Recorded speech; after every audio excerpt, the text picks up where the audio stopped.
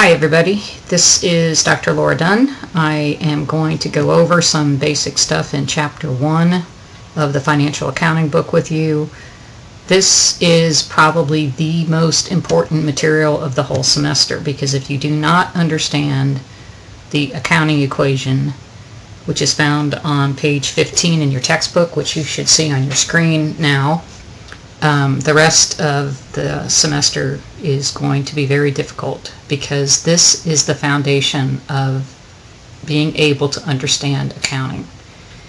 And the biggest problem with it is that a lot of what is involved in understanding basic accounting goes against some common sense things that we have learned about money and finances throughout our life up to this point. So it's kind of having to relearn some concepts and to discard some ideas that we have about assets and liabilities.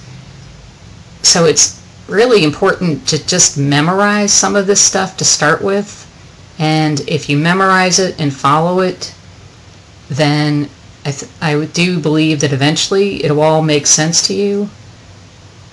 But you can't apply what you think you already know, because that will probably end up confusing you. So anyway, let's start with these basic concepts. First of all, everything depends on the accounting equation. And the accounting equation is listed there right in your book. Assets equal liabilities plus equity. If you remember that equation and you apply it in everything you do, then that's going to solve a lot of your problems for you. So basically what they're saying is this side of the equation always has to equal this side. And that is extremely important in accounting. The equation always has to balance. It can never be out of balance. So if you do something on this side, you have to do something matching on this side, at least in terms of the amount that you put on one side or the other. If you don't do that, your equation will be out of balance and your books will be off. So that's the most important thing to remember. If you do something to the asset side, you also have to do something to the liability and equity side. Now, you may just do something to liabilities, or you may just do something to equity, but you still have to do something on both sides of the equal sign. That's extremely important. The other thing is understanding what is an asset, what is a liability, and what is equity. And this is where the definitions become very important, and where it's going to probably be different than what you have learned over your lifetime. So again, you kind of just have to memorize to start with what is considered an asset, what is considered a liability, and what is considered equity. In addition to that, there's going to be two other things that are going to come into play: revenues and expenses. And your first thought might be, well, revenue is good. That's money coming in, so that's an asset. And expenses are bad. That's money going out, so that's a liability. Well, that's not correct. An expense is not a liability in terms of understanding the accounting definitions. Revenue is not an asset. So before we even get started, just kind of realize that that's where you're probably going to have some confusion. Don't think of revenue, money coming in, and expenses, money going out, as being assets or liabilities. So let's talk a little bit about assets and liabilities. Assets are things that the company actually owns or controls. Now, when you talk about revenue, revenue might be money that you're planning to have come in, next week, next month, things like that, but it isn't something that you actually already own or control. You hope to get it, you expect to get it, but it's not like the piece of land that you own, or the house that you own, or the office that you own, things that you already have in your hand. So an asset is generally something that you already own or have control over. On the converse, the same is true of liabilities. This is where somebody has a claim to your assets, meaning you have already entered into an agreement to pay somebody for something. So you bought a house and you owe $100,000 on it. So the liability is $100,000, even though you don't pay all of that in the same month. You may have a mortgage payment of $1,000 a month, but your liability is for the whole amount that you owe. So the liability would be $100,000. The amount you pay each month, that $1,000 that you pay for your mortgage, is an expense, because that's the money going out each month. So every time you incur that, that's an expense. That's not exactly correct, but close enough at this point in time. But the total amount you owe is the liability.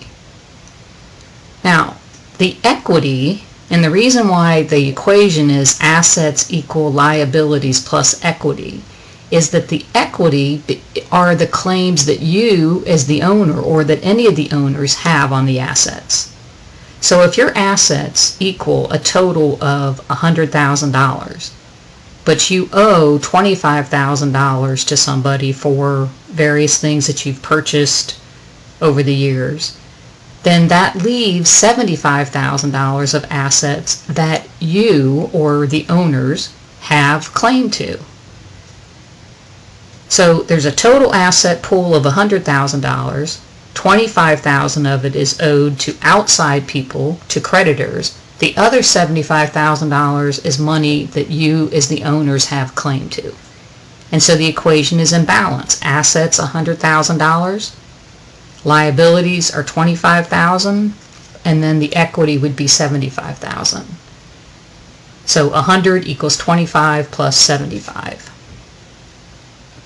Now, when you get more involved in understanding equity, it explains in this paragraph kind of how equity is calculated. Because equity is contributed money that the owners put into the company, but it's also money that the company earns over the years, and that's referred to as retained earnings. A person didn't have to just take money out of his bank account and put it into the company, but the company earned that money and it was then put back into the company.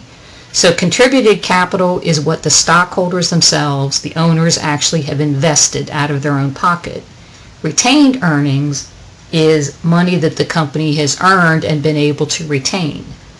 But in order to arrive at the amount of retained earnings, you have to take the income that you brought in, which is all the money that your company makes, the revenue, and subtract all the expenses that the company had. And the amount that's left is net income. And that net income can be retained, which would be retained earnings, or it can be distributed to its stockholders. If you choose to distribute it, or if you choose to distribute a portion of it, those are called dividends. So retained earnings would be the income minus any dividends paid to the stockholders. And that's the amount that's retained within the company. Now, in order to arrive at revenues, as it says here, revenues increase retained earnings. They're generated from the company's earning activities. But then expenses decrease retained earnings, because that's the cost of the things that you're having to do to be able to earn your revenue. So again, to arrive at retained earnings, you take your revenues, subtract your expenses, and then determine if you're going to give any dividends to your stockholders. And if you do, you subtract those. And what's left is the amount that you're going to reinvest in the company, and that's called retained earnings. So when you get to this point, we now have what's referred to as an expanded accounting equation. And if you look at this little chart here, you have assets equal liabilities plus equity, but equity is made up of both contributed capital and retained earnings. How do you arrive at retained earnings? You take your contributed capital minus dividends plus revenues minus expenses. So you still have assets equal liabilities plus equity, but this is showing you how you go about arriving at the equity amount.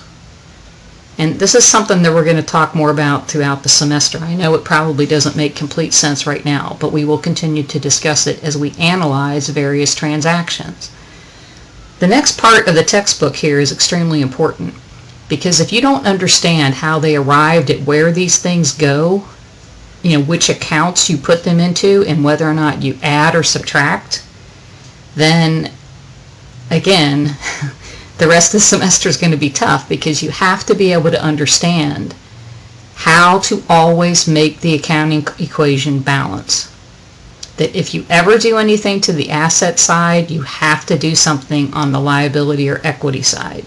And the next few pages in your textbook go through each of these transactions and what it does to either an asset, a liability, or to an equity account.